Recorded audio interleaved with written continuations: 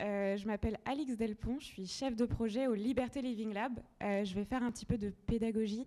Le Liberté Living Lab, il faut bien le différencier du Living Lab de l'INCa. En tant que Living Lab, le Liberté Living Lab accompagne la structuration du Living Lab de l'INCa. Mais nous sommes prestataires, nous ne sommes pas la même entité. Voilà. Et ça fait un peu plus d'1 an maintenant que je travaille sur ce projet et j'en suis ravie. Bonjour à toutes et à tous, Rudy Cambier, co-dirigeant du Liberté Living Lab. Donc moi je travaille depuis un peu plus longtemps maintenant, quasiment depuis la structuration et la feuille de route du Living Lab de l'Institut national du cancer. Et donc le thème de ce kiosque d'inspiration dans le prolongement du premier auquel vous avez assisté autour des communs porte sur les mécanismes d'animation de communauté. Donc je pense qu'en introduction ce matin, il vous a été rappelé à la fois par Thierry Breton, par Élise, par Élodie aussi, les vertus et les missions et les activités phares d'un Living Lab. Mais un Living Lab ne fonctionne pas sans une communauté qui participe avec et pour le Living Lab. Et c'est en ce sens que cet après-midi, il y aura effectivement notamment un atelier de travail sur l'animation de la communauté du Living Lab. Et du coup, il était important pour nous, peut-être en matinée, d'isoler et d'identifier, on va dire, 4 cas concrets ou cas pratiques inspirants. Alors, peut-être quelques précautions oratoires en introduction. On n'est pas nécessairement dans le domaine de la santé ou du cancer. On va être dans d'autres domaines. Ça peut être la mobilité, ça peut être les questions purement d'inclusion numérique. Ici, il faut vraiment prendre les cas que l'on va vous présenter comme étant intéressant sur la forme et sur les mécaniques d'animation de communauté, pas tant sur le fond des sujets, même si vous le comprendrez, vous verrez que si vous remplacez le sujet par peut-être problématiques en lien au sens large du terme, en lien avec les enjeux liés au cancer, vous pourrez effectivement tirer la ficelle et probablement vous inspirer de mécaniques et de méthodologies intéressantes en termes d'animation de communauté. Donc ça, c'est le premier point, et de se dire, notamment pour celles et ceux qui participeront à l'atelier spécifique sur les mécaniques d'animation de communauté cet après-midi, de prendre un maximum de notes et de ne pas hésiter aussi à nous questionner si des choses ne sont pas claires ou si vous souhaitez justement peut-être réagir. L'idée, c'est d'avoir 20 minutes là, comme ça, de présentation de 4 cas concrets pratiques, puis ensuite de laisser 10 minutes à l'échange, à vos réactions, à vos questions, sachant que sur le précédent groupe, nous, ce qu'on aime aussi, c'est que ce soit le plus interactif possible et le moins descendant. Donc n'hésitez pas, si dans le déroulé de la présentation, des choses ne sont pas claires, à nous interrompre, à nous poser des questions, à nous demander de préciser certaines choses. Donc, 4 cas concrets et pratiques. On va commencer par le premier. On va aller du plus global, du plus macro, du plus générique, du plus 360 à quelque chose de plus éloigné, de quasi totalement digitalisé et numérisé et décentralisé. On y reviendra tout à l'heure avec le cas de Joggle. On ouvre tout de suite avec le cas donc de la communauté numérique en commun. Alors la communauté numérique en commun, c'est une communauté d'acteurs publics, privés, associatifs qui agissent sur les problématiques liées au numérique d'intérêt général, c'est-à-dire notamment toutes les problématiques liées à l'inclusion numérique et donc à la lutte contre l'exclusion et toutes les formes d'exclusion du numérique, qu'elles soient sociales, culturelles et ou aussi la plupart du temps territoriales. Donc le point de départ, ou en tout cas la communauté numérique en commun, a été impulsé par l'Agence nationale de la cohésion des territoires, qui est un établissement public et donc qui a des missions de service public et qui travaille en fait la structuration et l'animation d'une communauté autour d'un numérique inclusif, social et solidaire, avec une coopérative, la MEDNUM pour médiation numérique, puisque ce sont aujourd'hui les acteurs de référence sur les enjeux de médiation numérique et justement de lutte contre toutes les fractures numériques. La communauté, ou en tout cas les communautés sont larges au sein de Numérique en commun. Elles regroupent des professionnels du numérique issus principalement du secteur public et de l'économie sociale et solidaire. Du coup également des acteurs administratifs et territoriaux, donc ça peut être lié à des régions, des départements, des métropoles, des villes, des intercos. Ça peut être des aidants ou des acteurs justement qui luttent contre cette fracture numérique au niveau territorial, des chercheurs, mais également des entreprises qui ont un engagement sociétal, la Maïf par exemple, qui digitalise beaucoup ses activités et donc qui a besoin aussi justement d'œuvrer ou en tout cas de s'appuyer sur des méthodologies numériques inclusives pour accompagner la dématérialisation et la digitalisation de ses activités, ou encore la Poste qui a des missions de service public ça n'aura échappé à personne, a beaucoup évolué et pivoté au cours des dernières années, et notamment sur les questions numériques. Le point important autour de cette communauté, qui existe maintenant depuis un peu plus de 5 ans, c'est qu'il ne s'agit pas, bien entendu, d'une communauté qui s'est créée du jour au lendemain avec foule de participants, de participantes et de collaborations. Les choses se sont bien entendu créées pas à pas, mais c'est chemin faisant et grâce à la méthodologie de structuration de cet écosystème, et j'y reviendrai notamment à la co-création d'un certain nombre de ressources partagées, mises en commun, c'est le lien avec justement le kiosque précédent autour de la notion de commun, et sur des formats assez récurrents, événementiels, qu'ils soient au niveau national ou territorial, que chemin faisant, au bout de 5 ans, cette communauté s'est structurée et regroupe une vingtaine ou une trentaine de milliers aujourd'hui d'adhérents qui vont se connecter sur les plateformes, je l'expliquerai ensuite, et chercher les méthodologies, les ressources partagées pour les appliquer à l'échelle de leur territoire.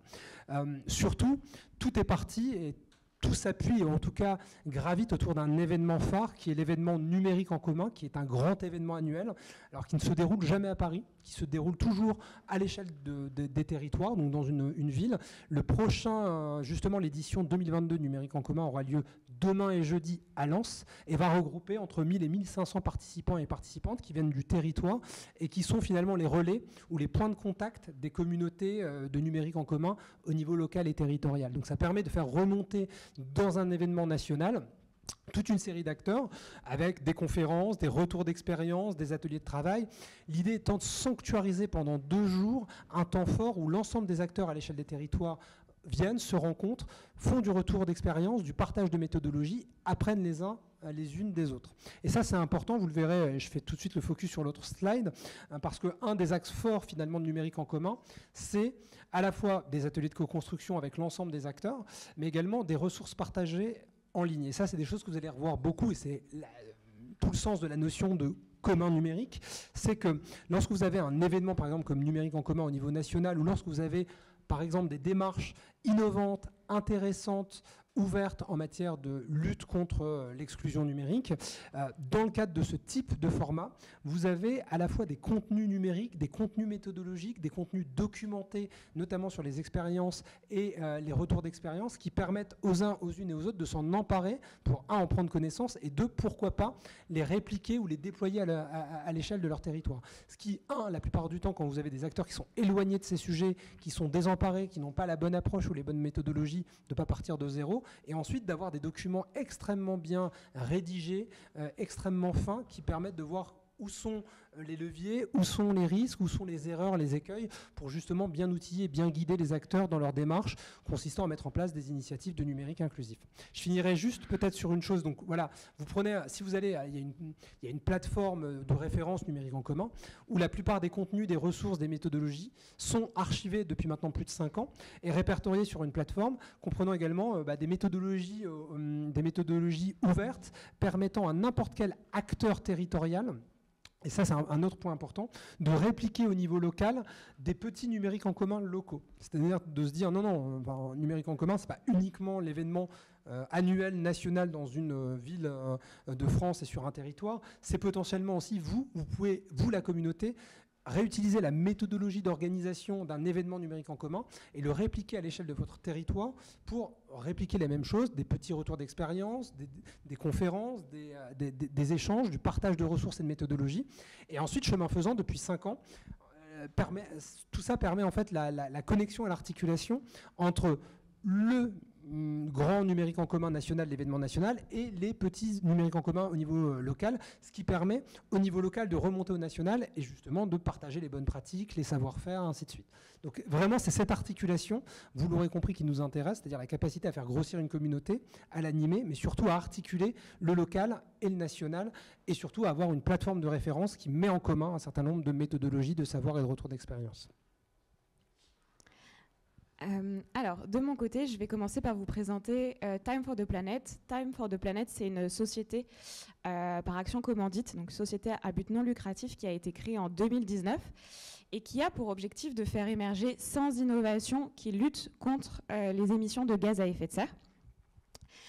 C'est une société qui s'adresse aux citoyens, aux innovateurs et aux entreprises avec l'idée d'amener cet objectif commun.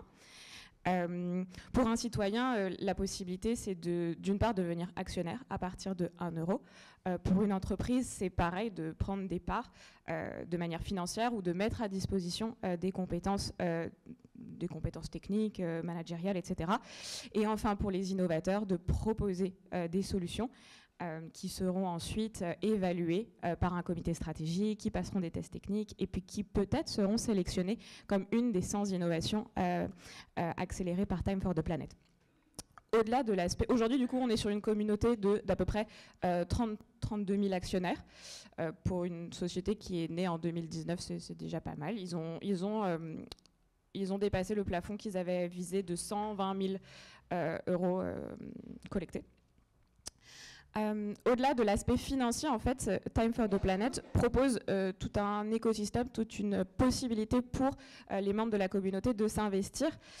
Et là, il y a un des traits qu'on va mettre en avant de l'animation de communauté, c'est la création d'un univers de plein d'artefacts, l'utilisation d'un vocabulaire très spécifique pour en fait créer tout un univers autour de cet écosystème.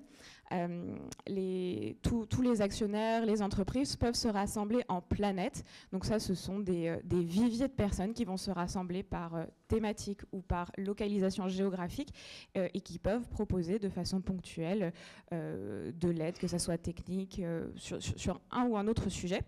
On va avoir les comètes qui sont plutôt des équipes projets qui, elles, vont mettre en place des solutions ponctuelles pour répondre aux besoins de Time for the Planet. Et enfin, on va avoir les étoiles qui sont les entreprises accélérées. Pour vous donner un peu un chiffre aujourd'hui, ça fait 3 ans que ça existe et il y a 5 entreprises qui ont été sélectionnées comme planète et plus de 1000 projets qui ont été soumis. Donc on est quand même sur un gros écrémage avec un processus de sélection qui est concentré mais qui est sélectif. Voilà. Vous avez du coup ici l'intérêt de Time for the Planet, en fait, c'est de donner à chaque typologie de participants des rôles, des responsabilités et une valeur ajoutée. Quand on est un particulier, on peut donner du temps, participer à des projets d'innovation. Quand on est un innovateur, on peut récupérer des financements, avoir accès à une accélération, on va dire, plutôt de pointe, parce qu'on a accès à plein de compétences, plein d'entreprises, être accéléré, accompagné par, on va dire, un entrepreneur qui a de l'expérience. Et puis, on va se le dire aussi, la visibilité qu'offre Time for the Planet. Et ça, c'est quelque chose qu'on va retrouver comme avantage pour les entreprises qui s'y investissent. Aujourd'hui, la lutte contre le réchauffement climatique, c'est quand même un argument qui est assez intéressant à mettre en avant. Donc les entreprises y gagnent quand elles investissent. Voilà, elles donnent du temps, de l'argent, des compétences, mais en retour, elles sont valorisées dans leur démarche. Donc voilà, c'est vraiment l'intérêt, ou pourquoi Time for the Planet fonctionne, c'est parce que ça valorise en fait toutes les phases, toutes les typologies de parties prenantes, et puis ça on va dire, leur donne des responsabilités, des rôles qui font qu'aujourd'hui, on va aboutir à des innovations qui, on l'espère, permettront de lutter contre le réchauffement climatique. Troisième exemple, cas concret qu'on voulait partager avec vous, un cas qui finalement s'inscrit un peu dans le prolongement de ce que je présentais précédemment autour de numérique en commun. C'est la Fabrique des mobilités qui, alors, sur le plan du modèle juridique, est une association de loi 1901 qui a été créée en 2017, mais qui est intéressant puisqu'elle reprend pas mal les codes. D'ailleurs, elle a un peu préexisté, cette association de la Fabrique des mobilités, un numérique en commun, et qui reprend en fait un certain nombre de codes que j'évoquais tout à l'heure. Donc, juste en quelques mots pour vous aider à bien définir la Fabrique des mobilités, la Fabrique des mobilités se présente comme une macro-communauté qui va être composée elle-même de nombreuses micro-communautés, j'y reviendrai, mais chacune va être centrée effectivement sur le sujet et les enjeux propres d'une mobilité. Mobilité douce, transition de la mobilité carbonée, ça peut être parfois des problématiques liées au vélo et ou aux trottinettes électriques ou autres. Enfin, bref, c'est toute une série de problématiques qui en termes de mobilité changent assez drastiquement et sur lesquelles il faut aider, outiller par exemple les territoires, les acteurs des territoires à repenser justement leur plan de mobilité ou autre. Et du coup, ça préexiste et ça a été un point d'appui pour beaucoup de collectivités ou d'agences, on va dire plutôt de territoriale, puisqu'elle elle est partie d'un besoin terrain, ou en tout cas d'une mobilisation d'une série d'usagers, c'était aussi de start-up, de représentants de l'État, de représentants des territoires, et puis un petit peu comme Alix l'évoquait sur Time for the Planet, ensuite de grands groupes dans la mobilité qui se sont intéressés à cette fabrique des mobilités, justement dans l'objectif de se dire, bah voilà, à travers une fabrique commune, et là on revient encore sur la notion de commun, de la connaissance, commun des innovations, commun justement des expérimentations qui peuvent être développées ou déployées. Comment sur ces questions et ces enjeux sur lesquels justement personne n'a de réponse adaptée ou forcément limpide, on peut de manière collaborative partager des bonnes pratiques et des expérimentations. Et c'est vraiment là-dessus que c'est appuyé la Fabrique des mobilités. Alors ce qui est intéressant avec la Fabrique des mobilités, c'est comme c'est une association qui aussi finalement regroupe 35 entreprises adhérentes, comme pour Time for the Planet, les adhérents donnent également.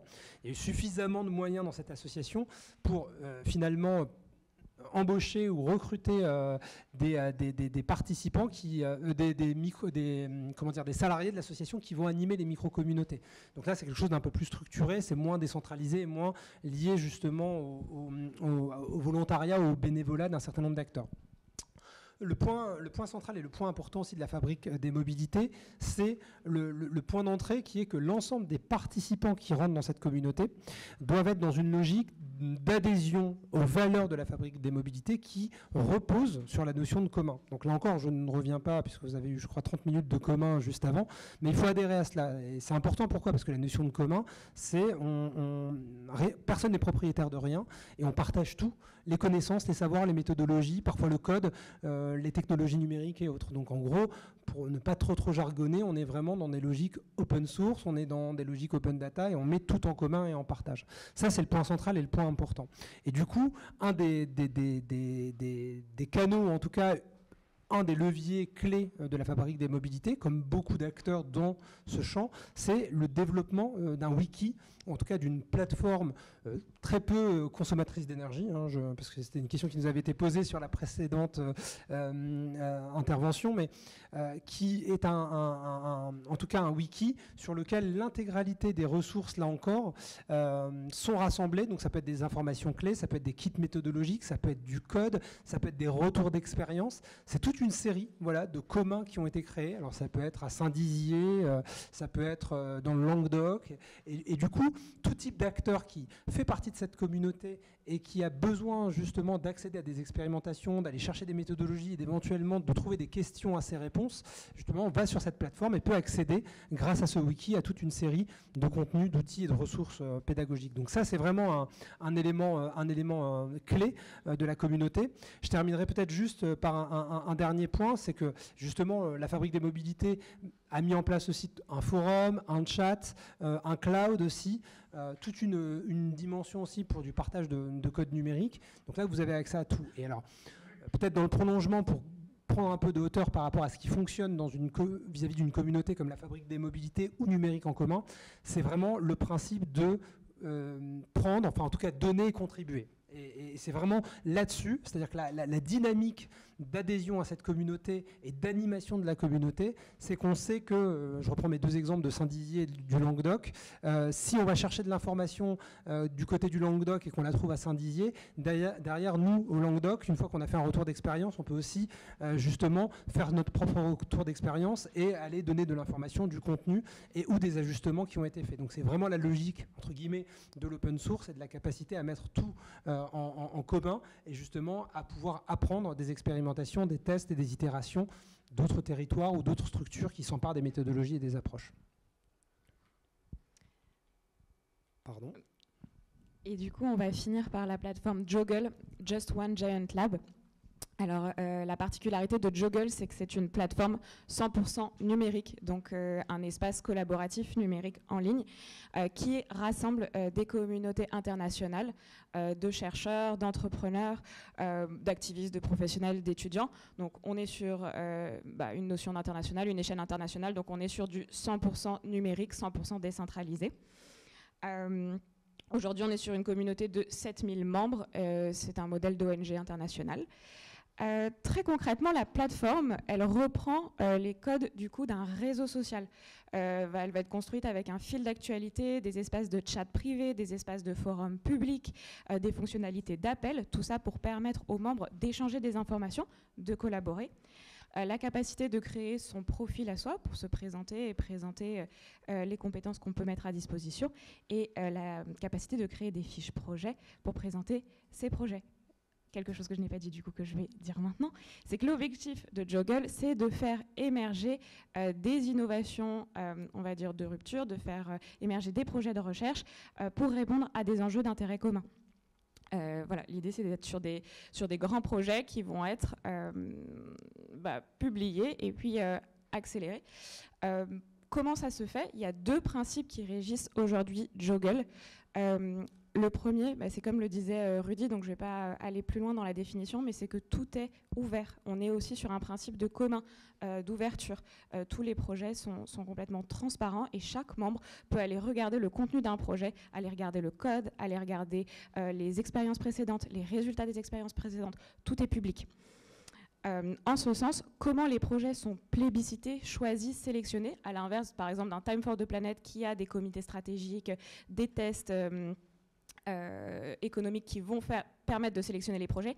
Ici, ce sont les membres de la communauté qui plébiscitent les projets qu'ils souhaitent voir accélérer grâce à des allocations de microcrédits itératifs. Pourquoi cette action elle est légitime ? Tout simplement grâce au principe d'ouverture. Puisque tous les projets sont ouverts, tous les membres sont en capacité d'aller les évaluer, d'aller regarder en profondeur et de les plébisciter ou non. Si un projet n'est pas sélectionné, toujours sur le même principe d'ouverture, tous les membres peuvent les améliorer, ce qui va permettre au projet d'atteindre plus rapidement une forme de maturité et du coup d'être ensuite accéléré. Quand on dit accéléré, c'est qu'un projet accède à des financements et des compétences, on va dire, de façon plus suivie que ça ne l'est simplement que dans le cadre de la galaxie Joggle. Pour vous donner des chiffres concrets, si on revient sur la communauté Open Covid-19, c'est à peu près 120 000 € qui ont été alloués au développement de différents projets. Ça a impliqué 19 pays sur 4 continents. Donc quand on dit international, pour le coup, là, les outils développés par Joggle permettent une réelle collaboration sur les projets. 22 solutions fonctionnelles ont été développées et 12 articles ont été publiés. Encore une fois, on offre aux innovateurs, aux personnes qui souhaitent mettre des compétences à disposition, une valeur ajoutée, la capacité de s'investir, la capacité d'être financé, d'être accéléré, et enfin de répondre à des enjeux d'intérêt commun. Je suis désolée, j'accélère, mais c'est pour vous laisser le temps de poser vos questions. On vous redonne ici rapidement les 6 piliers de l'animation de communauté. Qui résume un peu tout ce qu'on a dit, on a essayé de mettre en lumière. Donc voilà, on ne dit pas que ça doit être calqué et toujours respecté quand on cherche à animer des communautés, mais potentiellement ça peut être des enseignements qu'on va essayer de reproduire quand on cherche à mettre en place des dynamiques similaires. Donc proposer des espaces de collaboration, qu'ils soient physiques ou en ligne, ils n'ont pas obligatoirement à être physiques. Proposer une programmation et des temps forts. Aujourd'hui, vous êtes à la journée annuelle du Living Lab de l'INCA, c'est un temps fort pour nous. Mettre en place des outils de communication et faciliter le partage d'informations. On l'a vu sur tous les exemples donnés. Responsabiliser les membres, ça c'était un exemple qui a été emphasé sur Time for the Planet. On donne des rôles, on donne des responsabilités. On n'est pas sur des logiques descendantes. On cherche vraiment à faire collaborer les membres de la communauté. Organiser des fédérations sectorielles, donc on a dit par thématique, on a dit par localisation géographique, donc c'est le cas de la Fabrique des mobilités, Numérique en commun, Time for the Planet, etc. Et enfin, ça on ne va pas y revenir, mais mettre en place des outils pour favoriser l'ouverture et la création de communs, permettant un enrichissement mutuel plus rapide des projets. Voilà. Je vous remercie beaucoup.